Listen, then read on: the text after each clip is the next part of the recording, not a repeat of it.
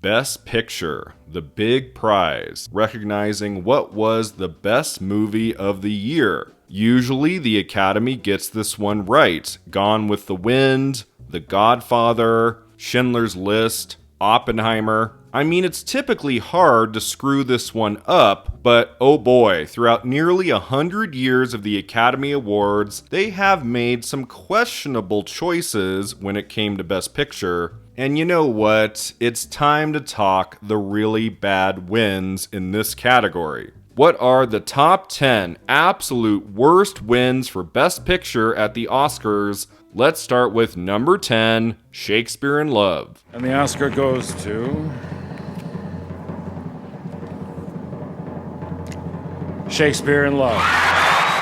Now let me begin right off the bat by saying these are not necessarily 10 horrible movies. These aren't like the 10 worst films ever made or anything. It's just when you look at the year in film and you're like, that was their choice for the best picture of the year, we always go back to Shakespeare in Love from 1998 beating Saving Private Ryan. It's one of the most infamous and surprising wins in this category. I have made a video about it. I have talked about this victory many times throughout the years on this channel, and I have said before, I don't dislike Shakespeare in Love. It's fine. I think the actors are solid in it. The screenplay, the cinematography, like, it's a nice movie. It's not a bad film. I think most of us would have been okay if it had just stayed nominated for lots of things. But I don't know, this one winning the big prize over Saving Private Ryan, which I do think is one of the finest films of the 1990s. Like one of Steven Spielberg's masterpieces. A movie that has endured far better, I would say, than Shakespeare in Love. Harvey Weinstein and company kind of bought this Best Picture win. Like the marketing machine that was Miramax around this time in early 1999 was insanity. And so it's like, yeah, Shakespeare in Love, it's perfectly fine, but I never thought it was worthy of a Best Picture Oscar win. Come on, Best Picture of 1998 should have been Saving Private Ryan. Number 9, The Broadway Melody. One more cut for you, dearie, and you'll be holding a spear. And one more crack from you, bimbo, and you'll be holding a lily. So in this video, you might hear some titles you're not super familiar with. Here's the thing, the Academy Awards go all the way back to the late 1920s, and when you look at those early years of the ceremony, there are some questionable wins for Best Picture. My God, some really stiff, creaky, boring, enormously stale movies that are such a slog, it's like, how did any Academy voter make it to the end of this movie, let alone vote for it for Best Picture? It doesn't make any sense to me. And before you're like, well, that's just the time period, the 1920s and 30s, you can't appreciate that decade of movies, there are some wonderful Best Picture winners around this time, like Wings, which was the first one. All Quiet on the Western Front from 1930 is exhilarating cinema, and It Happened One Night is one of my favorite Best Picture wins of that early era.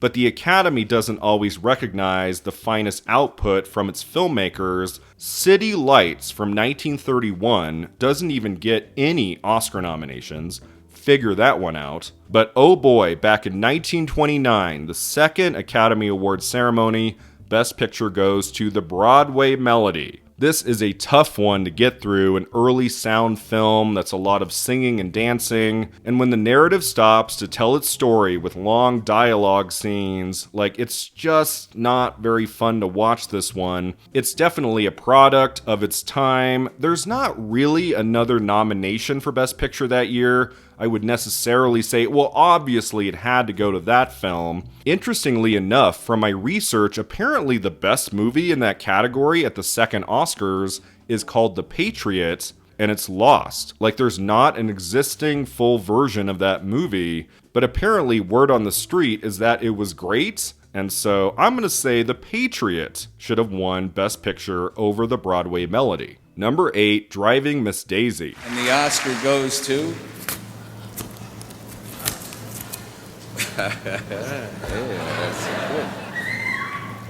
Driving Miss Daisy, Richard Design. There are so many wonderful films released in 1989. So many landmark performances in a variety of genres. You have Dead Poets Society, and My Left Foot, and Do the Right Thing, and When Harry Met Sally, and Born on the 4th of July. Like, so many gems. And the Best Picture win goes to Driving Miss Daisy. Are you frickin' kidding me? I am trying not to swear here, but that is a ridiculous Best Picture win. I'm sorry. Like, okay, we can give Jessica Tandy Best Actress, I guess, over Michelle Pfeiffer, who is incredible in The Fabulous Baker Boys. I guess I can live with that win, but what happened in Best Picture? Seriously.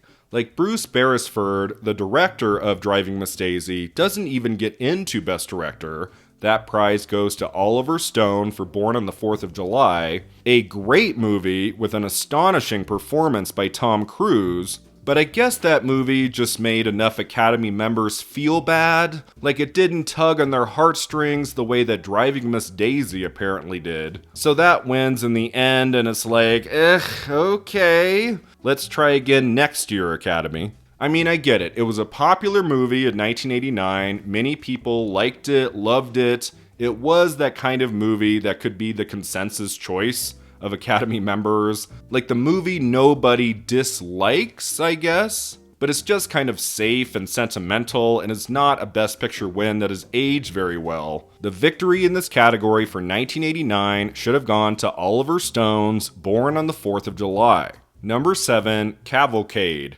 What's the sense in the war? Nobody wanted to have a war. We have to have wars now and then just to prove we're top dog. So like I was saying before about those early years of the Oscars, there are some really bad wins there. The Broadway Melody is bad, and Cavalcade from 1933 is worse. This is a very stuffy costume drama that takes place over 4 decades. Lots of characters, lots of long scenes of dialogue, and the running time is under 2 hours. So there's too much packed in here. You don't get to know these characters very well. There's never much excitement. It never packs an emotional wallop on the viewer. It's just okay. And what really frustrates me on this one is that one of the best movies of the 1930s comes out around the same time as Cavalcade, is nominated in the same Best Picture category, I'm a Fugitive from a Chain Gang. This movie rips. It is so engrossing and harrowing and surprising and emotionally riveting to this day. Like, you can watch this film almost 100 years after it was made, and it still totally thrills you, unlike Cavalcade, which is one of those Best Picture wins that people only watch today so they can say they've seen every winner of the Best Picture Oscar. That's the only reason, really, at this point, to check out Cavalcade. It's really, really dull. The Best Picture winner that year should have been I Am a Fugitive from a Chain Gang. Number 6, Around the World in 80 Days. Around the world in 80 days. Alright, I've mentioned this on the channel before. Probably my least favorite decade of cinema is the 1950s, even though there are some wonderful movies made in that decade. Sunset Boulevard comes out in 1950, that's my favorite movie of all time. Alfred Hitchcock has his renaissance in the 50s of Rear Window and Vertigo and North by Northwest and so many others. But because of the production code and filmmakers not really being able to express themselves as much as they get to do in the late 60s into the 70s and beyond, there is often a safe and stale quality to the films being made in the 50s, and that does extend to the Best Picture Oscar wins of that decade. Around the World in 80 Days is a great example of such a stale movie that should not have come anywhere close to a Best Picture nomination, let alone a win. I guess people liked it. It was kind of an event movie with some colorful cinematography and special effects. I'm sure it entertained a lot of kids and things. I guess adults too, maybe. But like, Best Picture of the year? Really? Really? Around the World in 80 Days is a very 50s choice for Best Picture, a big spectacle, theatrical entertainment, but there is no way you can look me in the eye and say Around the World in 80 Days is a better movie than Giants. Like, give me an effing break. Who in the Academy watched those two movies and said, you know, I'm gonna give my vote to Around the World in 80 Days. Like, I don't know how many drugs were being passed around in the 1950s. There had to be a few at least to make Academy members think the way they did, to give their vote to this very shrug-worthy movie that nobody really talks about anymore. Obviously, the Best Picture Oscar win of 1956 should have been Giant. Number 5, Green Book. Oh, and the Oscar goes to Green Book.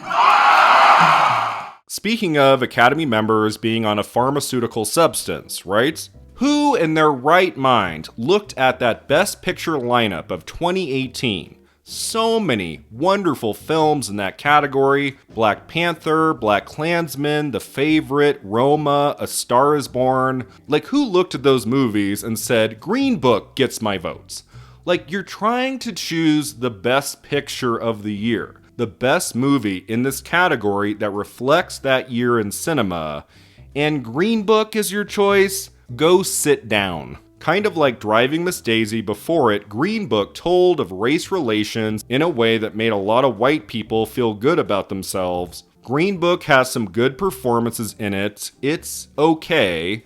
Kind of cringy, but okay. It shouldn't have been nominated for Best Picture. It should not have won. I don't know about you, but I've had plenty of nightmare that begins with Julia Roberts smiling and saying, Green Book.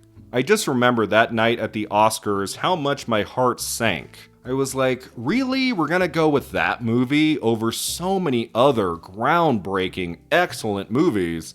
I know many of you hate Coda and that Best Picture win, but for me, the main example of a bad modern-day Oscar win for Best Picture continues to be Green Book. I would have given that win easily, like so easily, to Roma. Number 4, The Greatest Show on Earth. The winner is Cecil B. DeMille. Oh Nelly, we arrived to The Greatest Show on Earth from 1952. Cecil B. DeMille's circus epic drama with an all-star cast, and don't let the Fabelmans fool you. Steven Spielberg's The Fabelmans tried to show The Greatest Show on Earth in a favorable light, as if it's a good movie. As if it's a classic film we should continue to celebrate to this day, and that is not the case. Look at any top 10 list of the worst Best Picture winners of all time, and you will find The Greatest Show on Earth. Kind of like Around the World in 80 Days, which comes out 4 years later, a vote in Best Picture for The Greatest Show on Earth was a vote for spectacle, for bold color, for a respected director who had been at this game for many decades. As a story, The Greatest Show on Earth flounders. It's not very interesting. There's not a lot to feed your imagination. There's not a lot of good character work going on. This is a movie that might have worked okay for audiences in 1952. It obviously had a profound effect on a young Steven Spielberg, but this has to be one of the most poorly aged movies to win a Best Picture Oscar. It is close to unwatchable these days, and come on, the Academy had such a better movie they could have given Best Picture to. That year also nominated for Best Picture is High Noon, starring Gary Cooper. That is a masterpiece of the 1950s, still fresh and exciting today. Best Picture of 1952 should have gone to High Noon. Number 3, Gigi. Well, the winner are, again, Gigi! Oh my god, what a slog. What a horrible time I had a few months ago watching Gigi for the first time. I did a year of Vincent Minnelli films and I was looking forward to Gigi, I mean, this is the only movie he won a Best Director Oscar for. I enjoyed many of his films, including An American in Paris, which also won Best Picture earlier in the 50s. But Gigi from 1958 was rough. A movie that was so dull, so bland, I'm like, how the hell did this win 9 Academy Awards? The Academy was absolutely smoking something in early 1959. If they said, you know what, let's give all of our votes in every category to Gigi this year, when Vertigo, Alfred Hitchcock's masterpiece Vertigo, gets 2 technical Oscar nominations and nothing else. Give me an effing break. Seriously. Gigi shouldn't have come anywhere near the Oscars in the top categories, like Best Picture and Best Director. I mean, it looks pretty, it's got some decent songs and shit, but not even the songs I found to be entertaining, and I was especially turned off by that opening song, Thank Heaven for Little Girls. Like, talk about cringy, my god. Vertigo 100% should have won Best Picture that year, but it's not even nominated, so I will go with the next best choice, which is Cat on a Hot Tin Roof, starring Elizabeth Taylor and Paul Newman. I have seen that movie multiple times. It's great. It is 1,000 times better than Gigi. Number 2, Cimarron. I don't suppose you'd recognize the lady without her black tights. Let there be no strife between thee and me.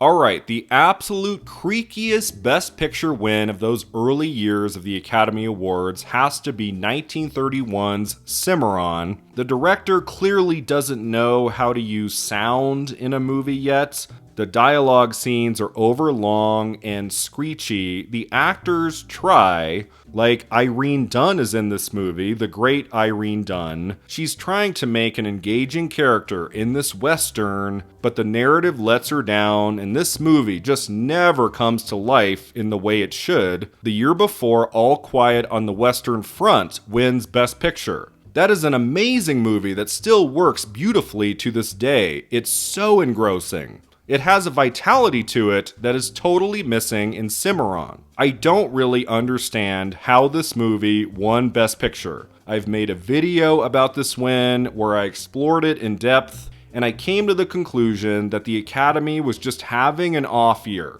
because they don't even nominate Charlie Chaplin's 1931 masterpiece City Lights for anything at the Oscars, but they give Cimarron Best Picture? Let me go throw up my breakfast and last night's dinner. It's ridiculous. It's totally ridiculous. Now, kind of like with the Broadway Melody, there's not another movie in this category that obviously should have won, but I do think a much better choice would have been The Front Page, a screwball comedy that at least has some entertaining elements to it. Cimarron is a very, very, very bad win for the Best Picture Oscar, but it's not the worst one. You were waiting for this. Am I right? The number 1 worst win for the Best Picture Oscar is, and will always be, Crash. And the Oscar goes to Crash. This truly is the granddaddy of bad Academy choices.